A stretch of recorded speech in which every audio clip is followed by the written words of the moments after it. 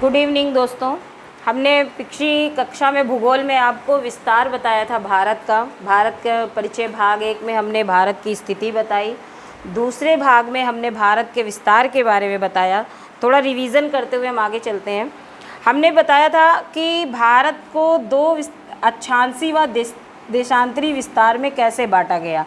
तो देख लीजिए, अक्षांशी विस्तार भारत के एकदम निम्न यहाँ पर से जो अक्षांश रेखा गुजरी है उसे हम 8 डिग्री 4 मिनट नॉर्थ, और जो उच्च स्तर यानी उत्तरी ओर से जो निकली अक्षांश रेखा गुजरी है ये हमारी 37 डिग्री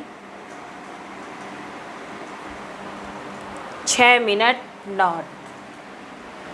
इसके अलावा हमारा देशांतरी जो विस्तार है वह हमारा इधर पश्चिम से और इधर पूर्व की ओर, ये एक अकॉर्डिंग मैप के बताया जा रहा है कि पूर्व दिशा ये है, पश्चिम ये है, उत्तर ये है, दक्षिण ये है। लेकिन जहाँ हम बात करें अक्षांशी और देशांतरी विस्तार की, तो इसमें अब आपने देखा होगा कि आपने बताया कि ये दक्षिण में देशांतरी अक्षांशी विस्तार ये है और उत्तर में अक्षांशी विस्तार ये है, लेकिन यहाँ पर भी नॉर्थ है और यहाँ पर भी नॉर्थ है। इसी प्रकार इधर भी जो हमारा देशांतरी विस्तार है ये 68 डिग्री 0.7 मिनट ईस्ट, और इधर जो हमारा है 97 डिग्री 0.25 मिनट ईस्ट। अब आपको ये लग रहा होगा कि इधर भी ईस्ट लिखा है, इधर भी ईस्ट लिखा है, इधर भी नॉर्थ और इधर भी नॉर्थ। उसका कारण क्या है कि जब हमने आपको पहले लेक्चर में बताया था कि अक्षांश यानी 0 डिग्री अक्षांश में गोलार्ध को कितने भागों में बांटा गया, 2 भागों में, जिसमें ये उत्तरी गोलार्ध हो गया और ये दक्षिणी गोलार्ध हो गया। ठीक, अब हम देशांतरी के आधार पर, देशांतर के आधार पर ग्लोब को हमने कैसे बांटा, 0 डिग्री ये बांटा। तो इसके आधार पर ये हमारा पूर्व हो गया और ये हमारा पश्चिम हो गया। लेकिन अब हम भारत की स्थिति की बात करें ग्लोब के आधार पर, तो हमने बताया था कि जब हम अक्षांश के आधार पर बांटते हैं ग्लोब को तो उत्तर और दक्षिण में बंटता है, और भारत कहाँ पर है इस आधार पर, अक्षांशी आधार पर भारत उत्तरी गोलार्ध में। और जब हम देशांतरी विस्तार के आधार पर बांटते हैं तो भारत हमारा किस ओर है, पूर्व में। लेकिन अगर ग्लोब में चारों के पृथ्वी के आधार पर देखेंगे तो भारत हमारा उत्तर पूर्वी गोलार्ध में स्थित है। इस कारण हम इसे ईस्ट यानी भारत देशांतरी विस्तार के आधार पर कहाँ पर है, ईस्ट में है, और अक्षांशी विस्तार के आधार पर हमारा भारत कहाँ है, उत्तरी गोलार्ध में। इसलिए यहाँ पे नॉर्थ, ये एन नॉर्थ है और ये ईस्ट और ईस्ट। क्यों? क्योंकि देशांतर रेखाओं के बीच में ये इधर बस विस्तृत है और ये अक्षांशी के आधार पर इसे, ये जो हमारा हिस्सा है इसे का जो अक्षांशी विस्तार भारत के दक्षिण से जो ये है, ये यहाँ कन्याकुमारी से है, और इधर हमारा जो इसको उत्तरी अक्षांशी जो विस्तार है हमारा, इसे जो है हम इंद्रकौल के नाम से जानते हैं। ये ज़्यादातर पूछा जाता है प्रश्न कि उत्तरी अक्षांश में जो अक्षांशी रेखा 37 डिग्री और 6 मिनट नॉर्थ जो गुजरी उसे हम किस नाम से जानते हैं, तो इंद्रकौल। यानी इंद्रकौल कहाँ है हमारा, उत्तर में, और दक्षिण में हमारा जो मुख्य बिंदु है, निम्न स्तर में जो बिंदु है उसे हम क्या कहेंगे, कन्याकुमारी। तो इस प्रकार हमने अक्षांशी और देशांतरी विस्तार को भारत के बांटा हुआ। आगे हम चलते देखते हैं कि अब हमने बताया था इसके बाद कि सूर्य की किरणों के आधार पर, इसको हमने समझा दिया। अब इससे आगे बढ़ते हैं। अब हम आपको बताएं, हमने हेडिंग डलवाई थी मानक रेखा, भारत में मानक रेखा।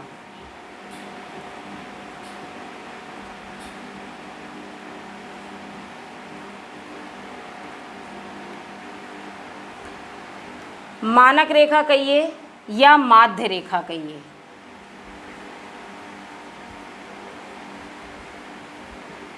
ये दोनों नाम एक ही हैं। हमने अभी आपको बताया अक्षांशी और देशांतरी विस्तार, इन दोनों के बीच से यानी अक्षांशी जो हमारा आपका 97 डिग्री 25 मिनट इधर, 68 डिग्री 7 मिनट इधर से भारत के बीचों बीच से जो एक रेखा जाती है उसे ही हम क्या कह देते हैं, मानक रेखा। ये अक्षांश के बीच से जो गुजरी है, यानी आपके 68 डिग्री 7 मिनट ईस्ट से 97 डिग्री 25 मिनट ईस्ट से जो एक रेखा गुजरी है, ये कौन सी रेखा कहलाती है भारत की वजह से, इसे हम मानक रेखा कहते हैं। ये बीच से जो मानक रेखा गुजरी है, ये कहीं ना कहीं समय का, भारत के समय का निर्धारण करती है। और जो ये रेखा है, ये इलाहाबाद के नैनी, यूपी के इलाहाबाद के नैनी से गुजरी हुई है। और पूछा जाता है एक प्रश्न कि ये जो मानक रेखा है भारत के कितने राज्यों से होकर गुजरती है। तो जो ये मानक रेखा है भारत के 5 राज्यों से होकर गुजरती है। तात्पर्य अक्षांशी जो विस्तार लिखाया गया है, इसका ये तात्पर्य कि आखिर ये मानक रेखा जो गुजरी है ये कितनी डिग्री है, या कितने अक्षांश या कितने देशांतरी के आधार पर बटी हुई है, और इसका मान इतना है तो क्यों है, 82.5 डिग्री है ये, तो ये क्यों है, किस लिए, इसको भी अभी आगे हम समझा रहे हैं। तो पहले आपको वो पता होना चाहिए कि भारत में जो मानक रेखा गुजरी है ये कितने राज्यों से होकर गुजरी है, 5 राज्यों से होकर गुजरी है। और वो 5 राज्य कौन कौन से हैं, तो आप देख लीजिए। सबसे पहले हमारा जो भारत के 5 राज्य, मानक रेखा जो भारत के 5 राज्यों से गुजरे हैं, वो जो 5 राज्य हैं, उत्तर प्रदेश, ये आपको पता है कि उत्तर प्रदेश के कहाँ से, इलाहाबाद के नैनी से। मध्य प्रदेश,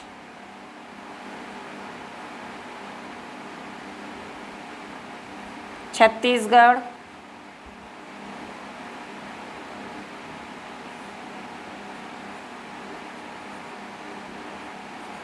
और आपका उड़ीसा, और 5वां आपका आंध्र प्रदेश। इन 5 राज्यों से मानक रेखा गुजरी है। ठीक, यानी आपसे एक प्रश्न बन सकता है कि भारत में जो मानक रेखा है या माध्य रेखा है, जो 82.5 डिग्री जो रेखा है, वह भारत के किन किन राज्यों से होकर नहीं गुजरती।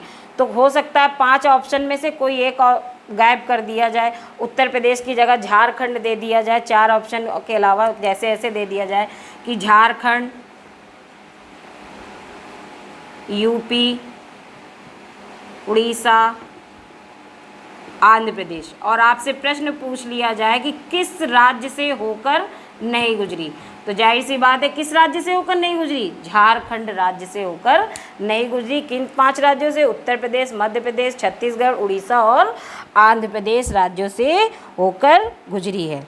भारत की जो ये मानक रेखा है और हमारी कर्क रेखा, आप लोगों को हमने बताया था कर्क रेखा हमारे 8 राज्यों से गुजरी, उन 8 राज्यों में एक हमारा कौन सा है, छत्तीसगढ़, जो कि छत्तीसगढ़ मानक रेखा भी छत्तीसगढ़ से होकर गुजरती है और दूसरी हमारी कर्क रेखा भी छत्तीसगढ़ से होकर गुजरती है। तो ये एक क्रॉस क्वेश्चन बन सकता है कि कौन सा ऐसा राज्य है जो कर्क व मानक रेखा दोनों के को विभाजित करता है। तो आपका कौन सा राज्य होगा, छत्तीसगढ़।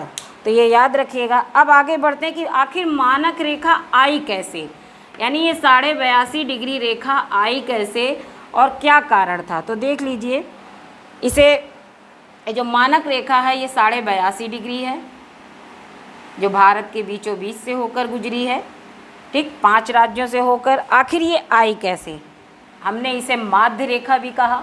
तो यानी जब हम मान लीजिए ये 8 है और इधर हमने लिख दिया, आप 10 लिख दीजिए, 10, इन दोनों के बीच के अंक कौन सा होगा, तो जाहिर सी बात है कौन सा होगा, 9 होगा। यानी इन दोनों अंकों का माध्य क्या होगा, 9 होगा। अगर हम इसको 8 और 10 को जोड़ दें, यानी 8 और 10 क्या होगा, 18, और इसे हम 2 से विभाजित कर दें तो भी हमारा माध्य क्या निकल आएगा, 9 निकल आएगा। यानी इन दोनों के बीच का माध्य क्या है, 9। कहीं ना कहीं मानक रेखा को हम माध्य रेखा भी कह रहे हैं। इसी प्रकार ये 82.5 डिग्री भी निकला। कैसे? दो अक्षांशीय विस्तारों के बीच का ये माध्य ही क्या कहलाती है? हमारी मानक रेखा कहलाती। अब इसे कैसे निकाला गया वो भी देख लीजिए। इधर हमारा था 68 डिग्री 7 मिनट ईस्ट और इधर हमारा था 97 डिग्री 25 मिनट ईस्ट। अगर हमने इधर लिखा 68 डिग्री और इधर हमने लिख दिया 97 डिग्री, क्यों पॉइंट में नहीं ले रहे हैं? पॉइंट में लेने से क्या है, वही आएगा, लेकिन आपको इन दोनों के बीच का हम माध्य ज्ञात करना है। हमने इन दोनों को जोड़ दिया और अगर हम 2 से डिवाइड कर दिया तो इतना ही आएगा, चाहे आप देख लीजिए करके। हमने 97 को 68 से जोड़ा तो कितना आया? 165। अब इस 165 में हम किससे डिवाइड करेंगे? 2 से। हमने 2 से भाग दिया 165 का, तो 2 अट्ठे 16, ये कट गया, 5 उतारा, 2 दूनी 4, फिर 1 आया, ठीक। यहाँ दशमलव लगाया, यहाँ 0 बढ़ाया, 2 पंचे 10। कहीं ना कहीं यही मान निकल कर आया।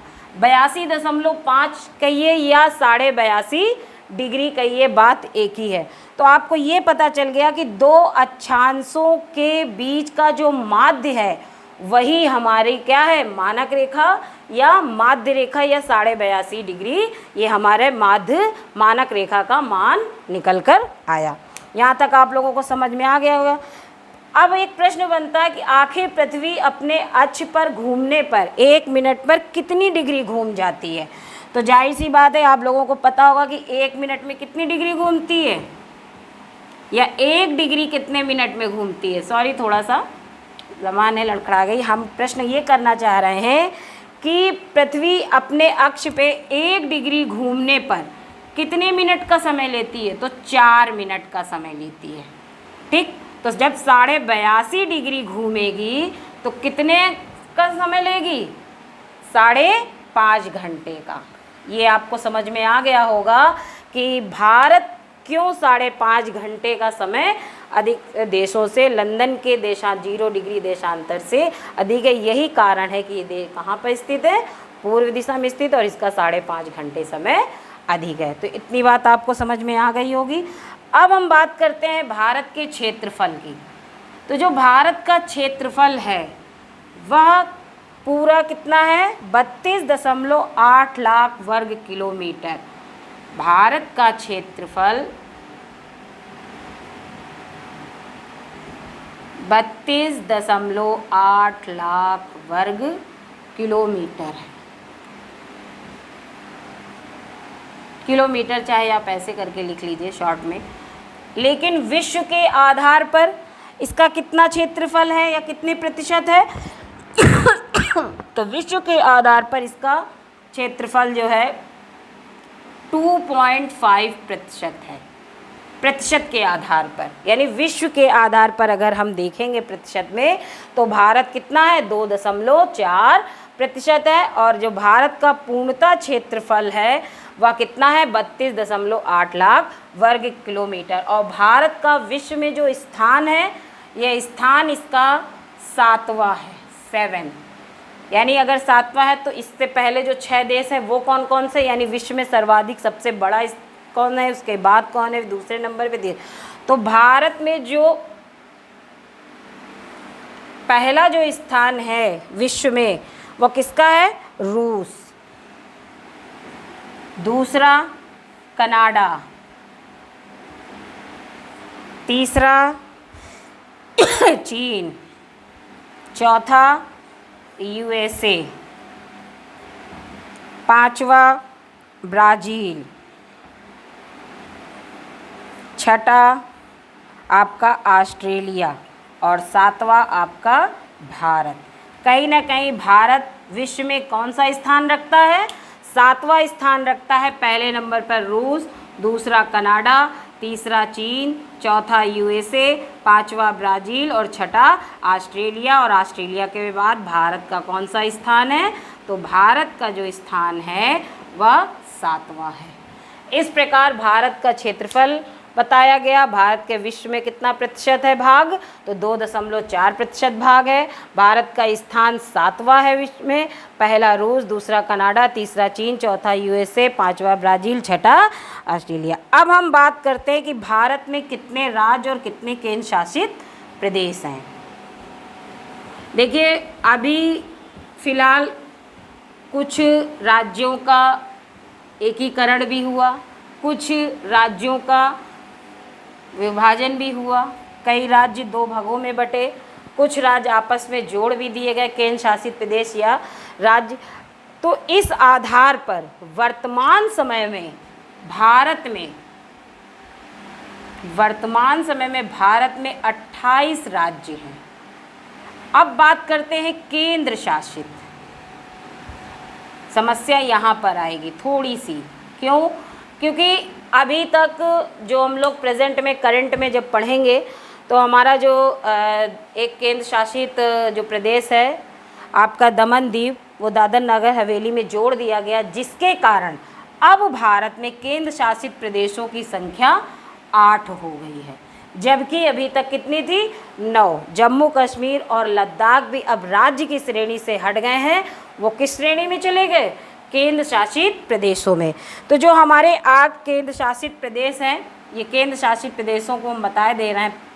लद्दाख, हम पूरे 9 बताएंगे। अभी फ़िलहाल कुछ दिन, अभी 1 महीने पहले वर्तमान में दादर नगर और दमन दीव को आपस में जोड़ा गया है, उसके बाद लेकिन पूरे 9 लिखाई दे रहे हैं, लेकिन है कितने टोटल केंद्र शासित प्रदेश? अब 8 है वर्तमान में। तो पहला लद्दाख, दूसरा जम्मू कश्मीर, तीसरा चंडीगढ़। चंडीगढ़ जो है, रुक जाइए, थोड़ा सा दूर दूर लिखे तो दिखेगा भी। चंडीगढ़ 2 संयुक्त राज्यों की राजधानी है, पंजाब और हरियाणा।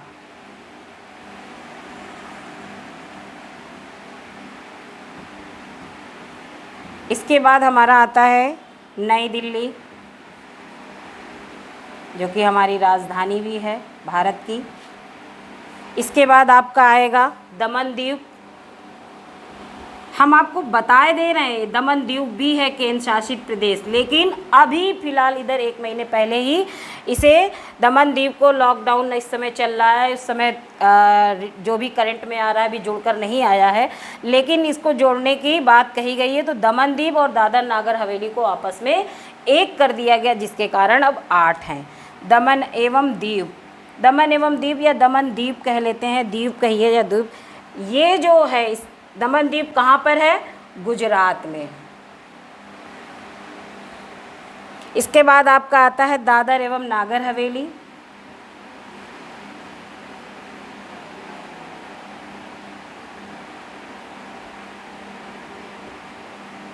ये जो है गुजरात एवं महाराष्ट्र की सीमा पर है।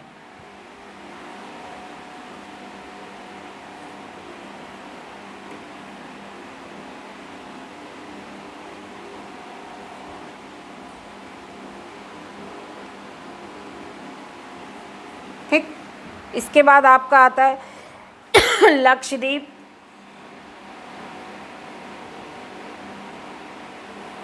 इसे हम मूंगा द्वीप भी कहते हैं, क्यों? कहीं ना कहीं ये प्रवाल से निर्मित है और जिसके कारण इसे प्रवाल द्वीप या मूंगा द्वीप के नाम से भी जानते हैं। अब आता है अंडमान निकोबार।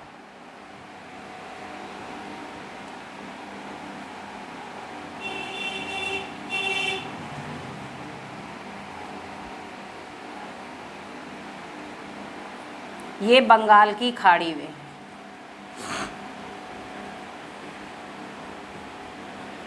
और लास्ट है 9वां हमारा पुडुचेरी। ये जो पुडुचेरी है यह कहीं ना कहीं इस पुडुचेरी 4 जिलों से में यानी 3 राज्य इसमें जुड़े हुए हैं, यानी 3 राज्य इसमें सम्मिलित हैं इस केंद्र शासित प्रदेश में, और उन राज्यों के 4 जिले इसमें जोड़े गए हैं। तो वो मैं आपको बता दे रही हूँ, आप लोग एक बार ध्यान से देख लीजिए कि वर्तमान समय में 28 राज्य हैं। केंद्र शासित कितने हैं? 8 हैं, जबकि हमने 9 यहाँ पर लिखाए हैं। दमन एवं दीव एवं दादर नागर को अब एक कर दिया गया है, ये याद रखिएगा। अब इन दोनों को एक रूप सम्मिलित कर दिया, जिसके कारण अब कितने केंद्र शासित प्रदेश बचे? 8 बचे। लद्दाख, जम्मू कश्मीर, चंडीगढ़, नई दिल्ली, दमन एवं दीव, दादर एवं नागर हवेली, लक्षद्वीप, अंडमान निकोबार, पुडुचेरी। अब हम बात करते हैं पुडुचेरी किन 3 राज्यों में सम्मिलित है। ये केंद्र शासित प्रदेश किन 3 राज्यों को आपस में सम्मिलित किए हुए हैं, तो वो देख लीजिए।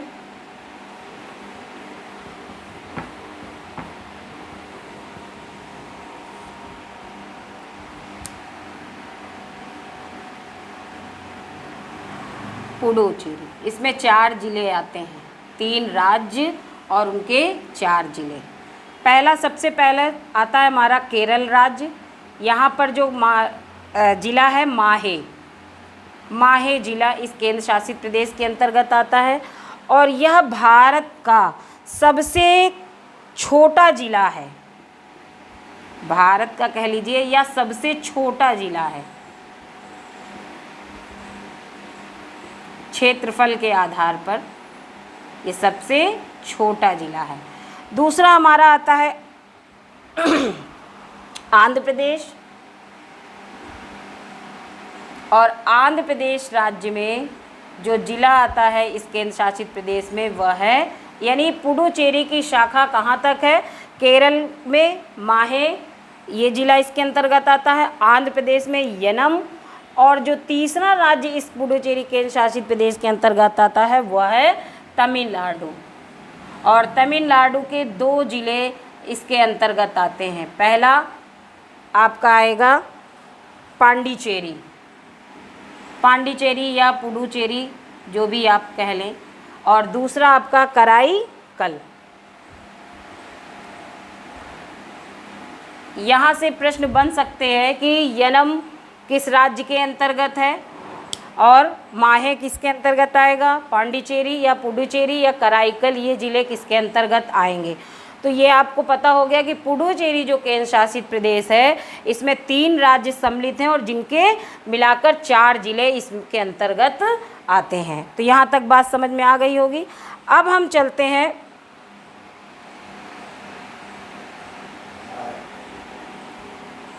आगे, अब बढ़ते हैं इसी क्रम में। भारत के पड़ोसी देश जो हमारे देश की सीमा को स्पर्श करते हैं,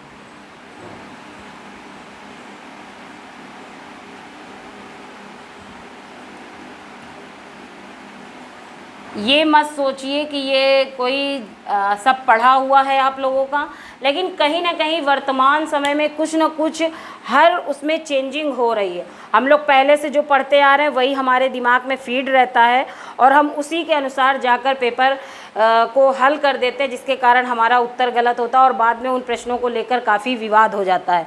तो उन सब वर्तमान समय में जिस प्रकार जब राज्यों का बंटवारा हुआ, कहीं ना कहीं केंद्र शासित प्रदेशों को राज्यों को केंद्र शासित और केंद्र शासित को केंद्र शासित में सम्मिलित किया गया, तो कहीं ना कुछ इन सब में परिवर्तन हो रहा है। तो उसके आधार पर हमें ये भी जानना है कि भारत के जो पड़ोसी देश हैं तो उतने ही पड़ोसी देश जितने मैप के अकॉर्डिंग हैं, लेकिन आखिर जो राज्य उसके अंतर्गत है, अब कौन कौन से राज्य उन पड़ोसी देशों के साथ सीमा स्पर्श कर रहे हैं भारत के या नहीं कर रहे हैं, ये अनिवार्य रूप से जानना जरूरी है। क्यों? क्योंकि अब इनसे प्रश्न बनता है, ना कि ये बनता है कि कितने पड़ोसी देश हैं, कौन सा पड़ोसी देश किन राज्यों से सीमा स्पर्श करता है, नहीं, कौन सा अब नहीं करता। ज़्यादातर प्रश्न नकारात्मक में आने लगे हैं, तो उसके आधार पर ये जानना ज़रूरी है। अब हम आपको थोड़ा मैप के अकॉर्डिंग ही हम आपको बता दे रहे हैं भारत के पड़ोसी देश।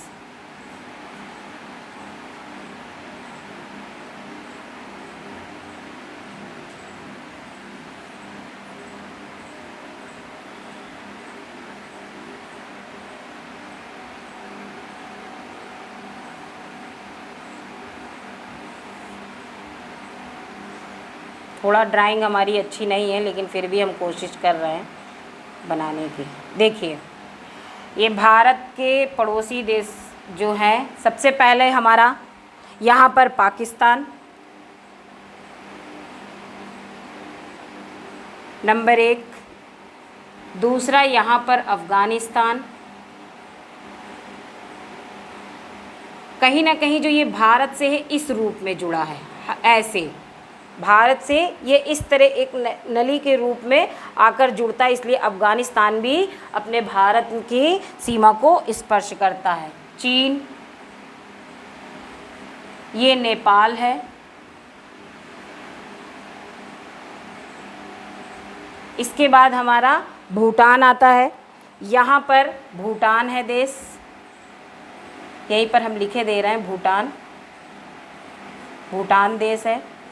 इसके बाद आपका देश आता है म्यांमार, और ये जो यहाँ पर जो है ऐसे करके ऐसे ये बना है, ये जो हिस्सा है ये काफ़ी ऊपर तक ऐसे जाता है, यहाँ तक आके ये ऐसे मुड़ जाता है, ये हमारा है बांग्लादेश। तो कुल कितने पड़ोसी देश हैं हमारे भारत के? 1 2 3 4 5 6 और 7। ये 7 हमारे भारत के पड़ोसी देश हैं। अब प्रश्न बनता है कि ये जो पड़ोसी देश हैं भारत के किन किन राज्यों को की सीमा को स्पर्श करते हैं। तो सबसे पहले हम बात करते हैं पाकिस्तान की, कि पाकिस्तान आपके किन किन राज्यों की, भारत के किन किन राज्यों की सीमा स्पर्श करता है। दूसरी चीज़ आपने देखा होगा नीचे दक्षिण भारत में यहाँ पर हमारा एक देश है श्रीलंका। आप लोगों के मन में ये प्रश्न जरूर आएगा कि आखिर श्रीलंका हमारा पड़ोसी देश क्यों नहीं है। तो उसका कारण है, श्रीलंका को भारत से अलग करने के यहाँ पर एक जल संधि, जिसे हम पाक जल संधि कहते हैं, ठीक, पाक जल संधि कह लीजिए, या इसे बहुत जगह नाम दिया रहता है बुकों में, पाक जल भूमध्य भी कहते हैं। तो कहीं ना कहीं ये जो पाक जल संधि है ये भारत को श्रीलंका से अलग तो करता है, लेकिन इन दोनों के बीच में स्थलीय सीमा नहीं है, से अलग नहीं करता। ये कैसे है? समुद्री सीमा से ये बनाता है, यानी ये स्थलीय सीमा इससे नहीं बनाता। स्थलीय सीमा के आधार पर ये अलग नहीं हो रहा, ये किसके आधार पर? समुद्री सीमा के आधार पर ये अलग हो रहा। इसलिए कारण यह हमारे भारत का पड़ोसी देश की जो ये श्रीलंका की सीमा हमारे देश से स्पर्श नहीं करती। कुछ जैसे 12 मील नाटिकल है ना, 24 में 42 मील नाटिकल, इस तरह करके वो आगे हम जब समुद्री वाली सीमा या जलवायु पढ़ाएंगे तो उसमें बता देंगे, या जब समुद्री के विषय में पढ़ाएंगे तब बात करेंगे। अभी आपको बस इतना जानना है कि ये 7 देश हैं जो भारत की सीमा को स्पर्श करते हैं। सबसे पहले हम बात करते हैं पाकिस्तान की, कि आखिर पाकिस्तान किन किन राज्यों की सीमा को, भारत के किन किन राज्यों की सीमा को स्पर्श करता है। तो ये पड़ोसी देश हो गया एक तरफ, और दूसरी तरफ हो गया भारतीय राज्य।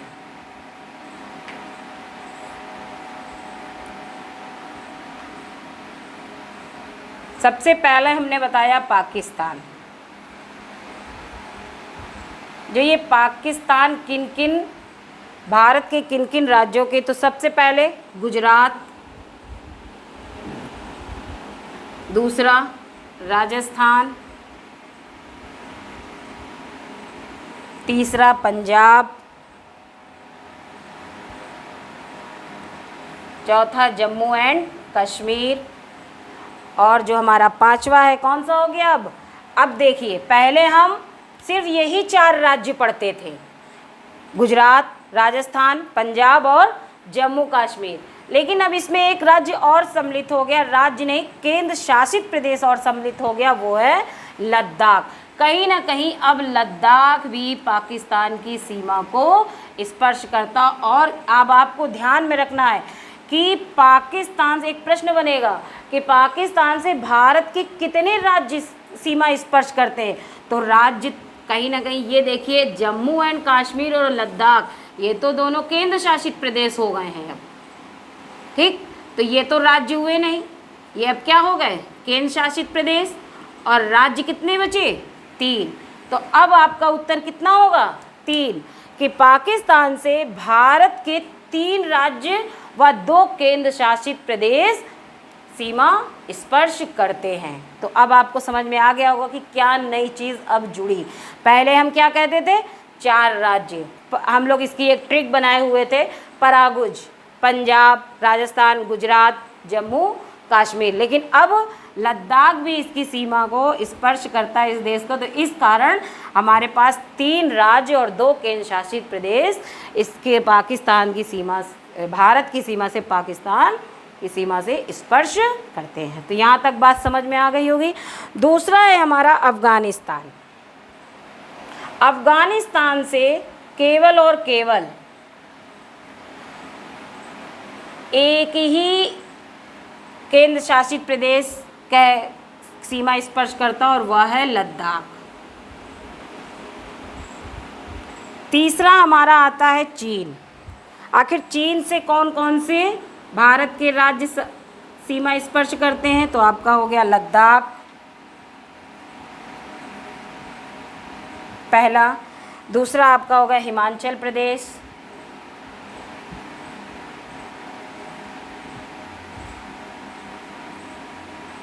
तीसरा आपका हो गया उत्तराखंड, चौथा सिक्किम, और एक राज्य है आपका अरुणाचल प्रदेश। यानी एक केंद्र शासित और 1, 2, 3, 4 आपके राज्य चीन की सीमा को स्पर्श करते हैं। ये भारतीय राज्य व केंद्र शासित प्रदेश आप कह सकते हैं। क्यों? क्योंकि केंद्र शासित प्रदेश भी इसमें अब सम्मिलित हो गए। तो आज हमने ये 3 देश बताए। अगली क्लास में हम इसके आगे आपको बताएंगे कि और पड़ोसी जो देश हैं जो हमारे बचे 4, उनके बारे में। यहाँ तक आपको क्लियर हो गया होगा कि अब कहाँ से क्वेश्चन आपसे पुटअप कर सकता है। तो क्वेश्चन आपसे ये पूछ सकता है कि पाकिस्तान से कौन कौन से राज्य या कितने राज्य सीमा स्पर्श करते हैं भारत के? तो सिर्फ 3। कितने केंद्र शासित प्रदेश सीमा स्पर्श करते हैं? तो 2। अब आपको इन सब चीज़ें, अफ़गानिस्तान से कौन सा केंद्र शासित प्रदेश? लद्दाख। कहीं ना कहीं अब लद्दाख भी हमारा केंद्र शासित प्रदेश हो गया है। तो इतना आप लोगों को समझ में आ गया होगा। अगली नेक्स्ट क्लास में। Thank you.